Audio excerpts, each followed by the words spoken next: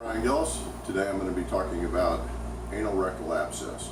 Before I get started, I'd like to dedicate this talk to our employee of over 11 years, Jennifer Brand, and wish her a happy birthday of 40 years young.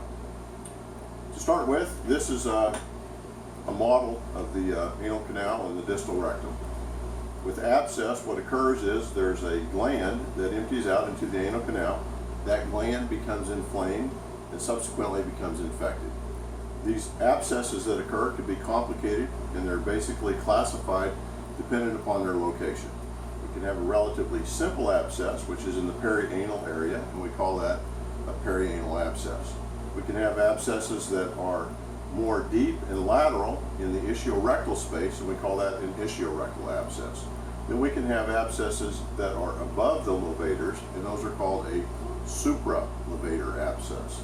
All of these abscesses require specific treatments that occur to basically drain them. Some of them are drained externally and some of them are drained internally. One of the ways to hopefully avoid abscess disease in the anal rectum is good bowel habits and to take care of your body metabolically, like don't develop diabetes or other comorbid conditions that would increase your susceptibility to infections of this area. About 50% of abscesses can go on to develop something called a fistula in ano. Basically what happens, you drain the abscess and it becomes a chronic wound and it doesn't heal.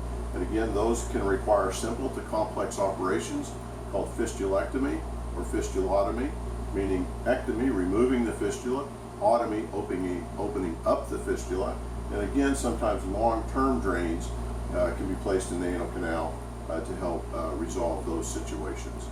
My advice is that if you have an anal rectal abscess, see a specialist that's familiar with this anatomy, and hopefully you'll have a good outcome because it takes a specific training to understand the anatomy and the complexities of dealing with this abscess.